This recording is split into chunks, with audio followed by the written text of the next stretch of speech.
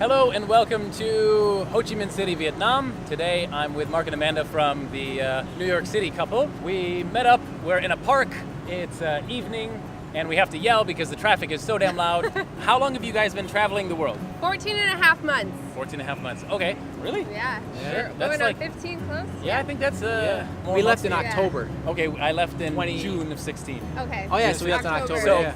basically, between the three of us, we have a few years of travel underneath our belts, and we have a few tips that we want to share with you if you are about ready to jump the gun and say, I want to start traveling the world. So we encourage you to watch this video. Be sure to click in the description below to follow their channel. I'm going to have everything posted down there. So anyway, let's dive in. What? Tip number one. What? And these are in no order, so make sure you watch the whole video. Tip number one. What is your first tip to traveling the world? Okay, so again, this is not in order of importance. It's just kind of how they came to us. Some of our best memories traveling have been when we rented a motorbike. And that's because it gives you freedom to kind of come and go as you please. You're not stuck to a tour bus or a tour group, and you can really just get into places that you can't otherwise. You're on your own schedule, so when you see something cool, you can just pull over to the side of the road and get the camera out. It's really so easy to do. Totally. Yeah, I've been on buses before. It's like, oh, I want to go there, but you can't because you're on a tour and you can't get off the bus or say, hey, stop the bus, I want to do something. You can't. Yes. Yeah, and if you've never drove a motorbike, they're not that hard to drive. They're pretty easy, and that could be an adventure in itself. Totally. Just like, here it is. But be careful. Wear a helmet. Pack light. Everything that you need, like if you need something, it's in the country that you're going to go to. So don't feel that you need to bring your whole bathroom along with you in your bag, because chances are you can go to a store and buy it. And I think I've watched a lot of vlogs of women especially. They think that they got to put everything in their purse and bring everything but a toilet in their purse. But no, but really, I mean, pack light. You'll notice if you watch my videos, at least, I wear the same shirt. Like, I have 4 or 5 shirts. I own nothing, like 2 pair of pants, and that's it. I wear the same thing in every video because I own nothing. I travel light because if I ever need anything, I just go to the store and buy it. So I'm going to play off of that tip for you girls, especially girls who maybe want to take pictures for Instagram, because that's a big reason why I have so many clothes. Be sure to bring multi-purpose clothing. So rompers are clutch. They can be shorts and shirts, and dresses as well. You can turn those into shirts if you just like tie them up. So that's been key for me, just kind of changing up the wardrobe and trying to make things look different for Instagram. So the number one article of clothing, though, that's been the most useful has been her blanket scarf. Oh, I was leaving that for a different Oh, tip. okay. That's not clothing, that's like an accessory. Okay, I thought it was clothing. No. But dresses, like I have this key red dress, but it turns into a shirt when you tie it up, so yes, multi-purpose clothing. More for the ladies. Yes. See, that's why we bring girls on the channel, because I don't know about 90% of what you just said. A clutch? Like, I'm thinking of a motorbike, shift gears with a clutch, but you're talking about clothing, so I was saying that. I'm glad you're here. No, I was saying rompers are clutch. That was a romper. This, what I'm wearing. Here, let me stand back. If I get the shot, shorts, you can put a shirt on over this, and so you have a different outfit, and then you can put a different top on and have another outfit. That's a romper. 3 outfits in one. That's amazing. So, see, that's why we have people come to this channel, is to tell us about rompers and clutches, because I don't know anything about them. Saving money. So when you travel, don't think that you have to travel in luxury. Like, you have to stay in a hotel that costs $150 a night. Live like a local, man. Think like a local. Go shop at a grocery store. Go in a hostel and share rooms with other people. And everybody pays a small amount and everybody shares one room. You can save money. Yes, it's a little bit more uncomfortable and you have crazy people who wake you up in the middle of the night because they're puking. But for the most part, your travel can last a heck of a lot longer because you're spending so much less money. In order to avoid bank fees, ATM fees, all those transaction fees, open an account with Charles Schwab. That's what we use. How they work is any fees that you get from the ATM or from the bank, they reimburse you. So at the end of every month, we usually get on average anywhere between $30 and $40 back into our account. And I think that's just a good way to avoid having to pay. $30 or $40 goes a long way in some of these countries here in Southeast Asia? I got an account before I left, but then I left before my card showed up in the I mail. remember your message about that. So I have an account, I have money in there, but I can't use it because I don't have a card. Oh no. Yeah. So when I go back to America, I will get my card and be happy now. Yes, because that's- I'm paying the fees. So get that bank account because it literally is you save money, believe me. So I think, in my mind, America is the best for this. We share on our media the negative stories about so many countries, which instills fear in our mind about going out of our own country or to a different country. And I think if you dissolve that mindset, get out and show up in the country that was supposedly dangerous, you're going to find that it's some of the most friendly, amazing, warm, and welcoming cultures you could ever imagine around the world. The world is a safe place. It's in fact safer than it's ever been in so many years, but in our culture, we focus on negativity, which triggers our brains to believe that places are safe. So dissolve that mindset, ignore it, and get out there and travel because this world in general is a very safe and welcoming place. So here's another female tip. Boys, you may want to cover your ears. Oh my God. Girls, it's very hard to find tampons abroad. So try to look into either the Diva Cup or the Moon, I think it's called the Moon Cup, something like that, and practice with it before you leave the country. Because it's not easy. That's a big thing to do before you leave. Totally. And it's a money saver. No. Oh yeah, and it's a money saver. No tutorials on this channel. No. Tampons are expensive abroad. Okay, that's it. That's enough on that. There's more to a country than tourist areas. Get out of the tourist areas.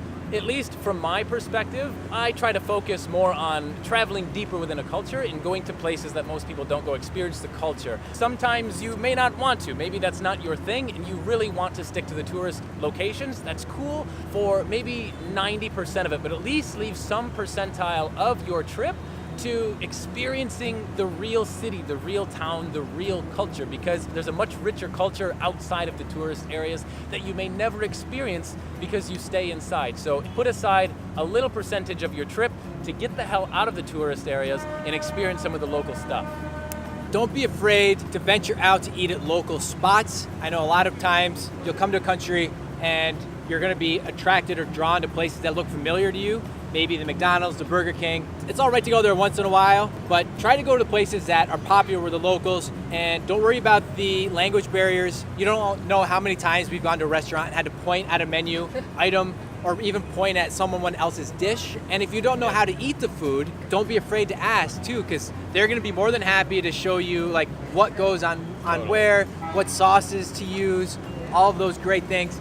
And you're just gonna discover like there's so many different foods out there and get yourself feeling uncomfortable. So if you go to a restaurant and you look around and you see only expats or only other people that look like you, then maybe you have to try to go somewhere else. Totally. Yeah, I seen a video of you just the other day. You were somewhere and you filmed Mark. He actually walked behind the counter and touched the sign on the screen. Yes. He walked behind the cashier and said, "I want this one on the sign." I think that's the best thing ever. Totally. Yes. Don't be scared to go out of your comfort zone. This is part of the journey. This is part of the experience. If you don't want culture, like stay home. Get out and enjoy. This is part of the excitement. But I think also some people get worried about getting sick from some of the street food. But I would say just look and see if there are a good handful of locals eating at that local spot, then most likely it's safe. And you know, if you see them drinking water out of the cups, it's okay. So I know I've been worried about the water, especially before we left, but if I saw like a local drinking it, then I was like, okay, it's safe to drink. I'm not gonna get sick, most likely.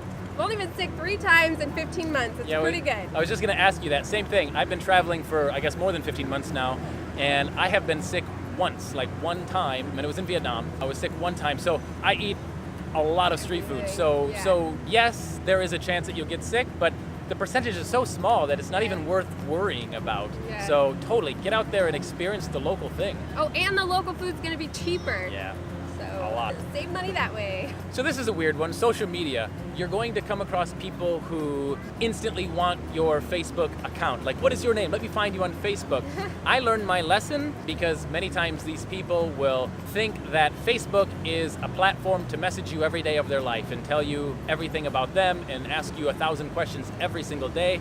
And it gets while. So have a response ready to go about social media saying something like, yeah, I don't even use Facebook, or no thank you. I always push them to my travel page. I'm sure you can do that as well. But try to avoid handing out your personal page. If you don't have a travel page, then just don't even hand it out, because more times than not, it becomes this game of sending you 1,000 messages a day, and it can get overwhelming. There are great people out there that do not do that totally, but there's been so many that have done the other one that I've literally cut off everything in social media, period. Are those travelers or locals? Locals. So that was actually one of our tips, Oh, was yeah? to use social media. Oh, yeah. But in a different way. In a different way? Yeah, in a different way. Totally. So I'm gonna as like a talk about traveler. that one. Yeah, so how? Dive right in. So I'm going to get into Instagram. That has been key for us during our travels. Most people look at Instagram, just look at the cool pictures, swipe up, but you can actually utilize the search tool and click over to places, and wherever you are, say Ho Chi Minh or Saigon, you can search the pictures in that area and find out other things to see and do. And you can also message the people directly, and usually they get back to you like quicker than other places like YouTube. I know we've messaged people on YouTube and never hear back, but Instagram, I would say more times than not, they usually respond back to us, and they can help us out with directions to certain places and more recommendations. So we love Instagram for that. Become part of the Instagram community. Yeah. I think it definitely makes it easy to reach out, find things, talk to people. If you message us, we answer every message. We get a ton of questions about, is an area safe? Where should we eat? How did you get there? You know, where did you stay? And so if you have any questions like that, reach out to people that have been there or that are there now. You probably get followers because of that as well. Like if you ask a question to someone, they are now interested in your channel, and they usually become a subscriber to your thing. Visas. Understand the visa laws and requirements before you come to a country. Try to plan ahead just a little bit with visas. I have bounced back and forth between the border of Cambodia and Vietnam, and every single time I do so, I bump into foreigners. And every time I bump into these foreigners, they don't realize the visa process is a certain way to get back into the country of Vietnam. And so they have this 3-day delay where they physically are not allowed to enter the country of Vietnam again, and they have these horrible problems, and it's just this crazy thing. So all I can recommend to you is know a little bit more about the visa requirements before you enter a country to avoid horrible headaches or even missing a flight. So I have a friend from the States who recently booked a flight from Singapore, Vietnam, and Thailand. And she didn't know that she needed a Vietnam visa. So she completely had to forego Vietnam because she didn't think there was enough time to get it. So she just went straight to Thailand. But she lost the money on the flight, so book those things ahead of time. Totally, and I would say that is the least favorite part of my travels. Yes. There are countries that I would love to go to, but the visa headache behind them is so great in some countries that I'm just like, I'm gonna pick a different country. So literally, so I hate the visa process. I wish every country would show up, get a stamp, and enter. But we all know that it's not that way. Next tip, this is if you're gonna visit any tourist area or you wanna get pictures alone, get up early. You're never going to regret getting up early, but more times than not, you're going to regret waking up, like sleeping in. So miss the crowds, show up, be the first person at that place. Not only are you going to like have a lot more personal space, but you're gonna have better luck getting like a nice beautiful photo. Yep. And it's just so much more pleasant getting somewhere and just having, you with a few other people. Wake up early, get there first, and catch an awesome sunrise. I agree. Remember, when you travel, you represent your country. I cannot tell you how many foreigners I've bumped into around the world where their body language, their personality, their everything is very negative and down, and it's very frustrating for me to witness it because they are representing their home country. And really, as you start to travel, at least in Asia, everybody thinks you are white, you are from America. Ah, that's an American. No, he's from France. Ah, that's an American. No, he's from Canada. But they think, he's an American. So really, wherever you're from, you represent America. So please, be kind, be courteous as you travel to the locals, because you represent the West. In my opinion, it's their culture. We should be a fly on the wall and observe and be a part of their culture, not try to influence their culture. If they want to change, they will. If they don't want to, they won't. So please come and just be a fly as you travel. Observe and be a part of. Please don't change, and don't push your your weirdness or even your negativity into the minds of the locals? I'm gonna give another girl tip. For those of you who are big on like good hair products, good facial products, I made the mistake and I started with just the travel size, and I wish I would have just brought the full size shampoo, conditioner, everything, because it's so hard to find abroad. And when I tried to go for, the cheaper stuff, I paid with damaged hair, and I haven't been able to recover it. That's one regret I have. Damaged hair. Bring the products. What about you, Mark? How, yeah. So I just look like a hobo. I haven't cut my hair in a year. Oh my God. I You got the I got sides. this done in Hanoi. Some guy in the street Oh my God, in the street? cut it for Yeah. $3. Yeah, I think being a girl is different because I use the most cheap, the most small, Yes. unique, off-the-wall shampoo, and I'm like, yep, I don't smell dirty, I'm good to go. But, That's been a regret. Not only me, there's been other girls I've met along the way that are like, yeah, I really wish I brought Or like there's my good the stuff. powder shampoo. I feel like a lot of girls do Powder that. shampoo? It's dry shampoo. Dry shampoo. Really? Because we don't wash our hair every day, so the dry shampoo just lets you go a little longer without looking like a grease ball. yeah, and I'm sure Mark appreciates it also. Yeah. Yes. Yeah. As you travel, you're going to be a body language expert. Sometimes your phone doesn't work and you can't use Google Translate. Like earlier we said, you're ordering food, or sometimes it's a hello, or sometimes you're booking a hotel, or who knows what. You're traveling the world, right? Especially if you're not in the tourist areas. Sometimes translations are hard and you have to focus on body language. So as you travel for a long period of time, you will learn that your body language becomes the first language. So getting used to using your hands and body is a little bit different, because when you start to speak your native tongue to the locals, they get more confused. So many times I offer body language as a first before I dive into English. It's not really, I wouldn't say practice before you leave, but just be aware as you're traveling abroad, you're going to be pretty good at using body language.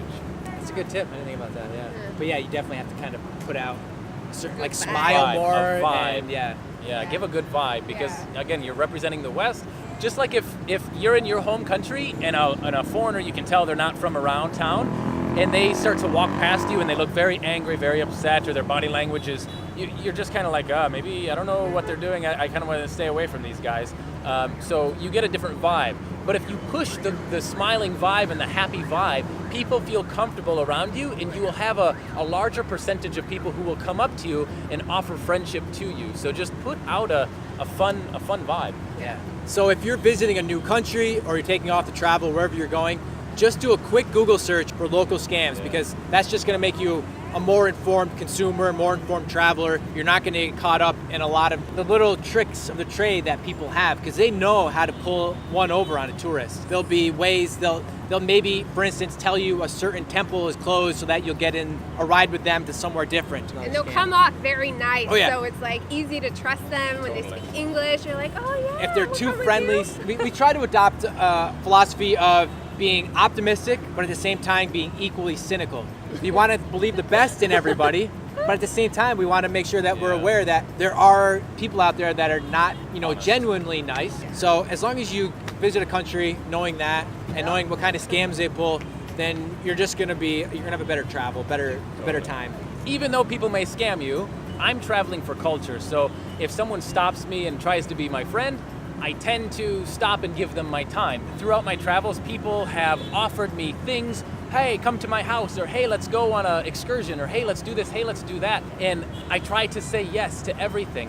And some of the most interesting stories in my travel have happened from saying yes. So you can hold your guard up and say no and avoid them and be like the average Westerner, but your world and your travel and your journey can be so much more rich if you learn to say yes. Some of the things may not turn out the way that you had hoped, but I can honestly say that every time I've said yes and did something with a local, 99% of the time it has been absolutely amazing and awesome and rewarding. So I encourage you to say yes more often.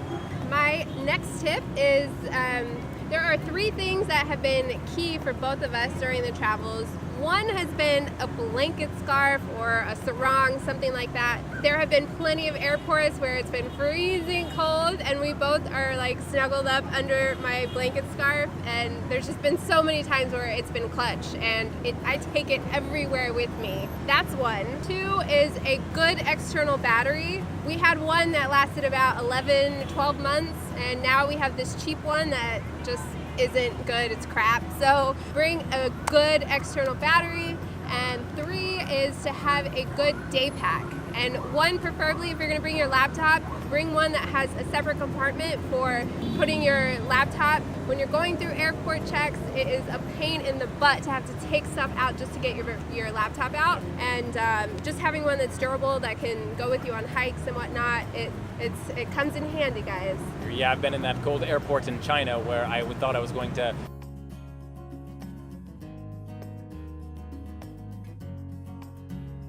And I thought I was going to die for 3 hours. Yeah. In the airport, of all places. Airports are always cold, yeah. The airports and buses, yeah. They're always... Buses in Vietnam, like snowflakes come from the vents. Like, I'm not even kidding. It is so cold.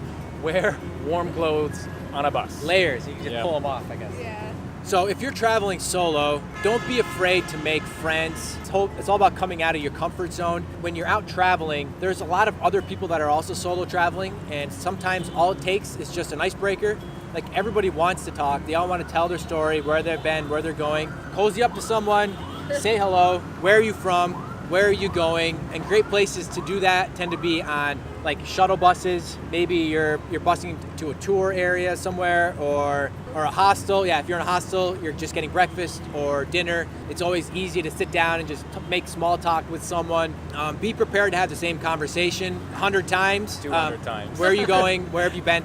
But again, sometimes that will lead to deeper relationships. Totally. Where you'll continue to follow people's trips. Totally. Other times it'll just be like a single thing. Also, sometimes like if you become friends with people, you can go do tour trips together. Totally. You can catch taxis together. Yep. You can sometimes, if you don't want to stay necessarily the dorm room, it's easy if you get 2 or 3 people to split the cost, and it might be a little bit more, but equivalent price to staying in the dorm.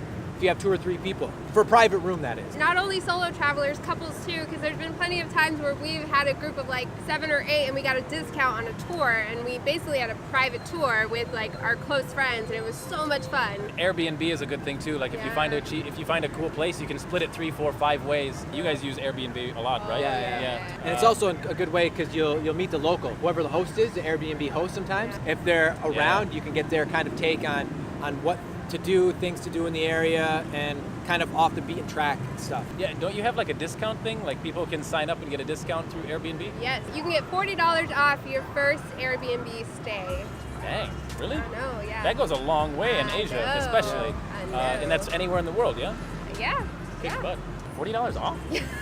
Dang. That's like a whole You stay. just sign up with a new email and then you get $40 off. Dang, so check the description because it'll be there. If you want to save money on phone service, don't think that you have to bring your SIM card. In fact, I recommend that if you're coming, take your SIM card out of your phone, put it in your bag, and buy a local SIM card. Because if your local SIM card back home connects to the servers here, you could wind up with one hell of a bill in the mail when you get home. So please, come. If you're in Asia, anywhere in the world sells them. They're usually, if you get out of the West, SIM cards are cheap. In America, they're expensive to buy. In Asia, like the cheapest one I've got was free, and the most expensive one I've got was like $1. And in like the one I'm on right now, I paid $15, and I've had months and like 6 months of service, texting and service right now in Vietnam. That's so, amazing. so SIM card, just buy a SIM card, shove it in your phone, and you're good to go for a long time. Google Maps and Maps.me. Those are 2 key apps for when you're traveling, and be sure to download the offline maps before you get to your destination. In the beginning, there were so many times where we had gotten to a new location and I didn't do that, and we were just like stuck there trying to pull up the maps online, and it was a nightmare. So download the offline maps first. And with Maps.me, that's actually better for doing treks, hiking, things like that. Yeah, Maps.me sometimes will show different points of interest that maybe don't show up on Google Maps. And like she said, if you're out doing a trek in the woods, that trail may not be on Google Maps, and Maps.me will have it, and that way you won't get lost. Yeah. Well, sometimes it's nice to get lost, but if you're out in the middle of the woods, you don't really want to get lost. Yeah, that's a good tip. I don't even know Maps.me, so I'm learning. Okay. I'm learning. Yes. So that's pretty much it. Well, thank you for watching. We hope you got a little bit of information from this. Feel free to share it with anyone that you know plans on traveling the world anytime soon. So remember, The time is running out. Start living. Take care.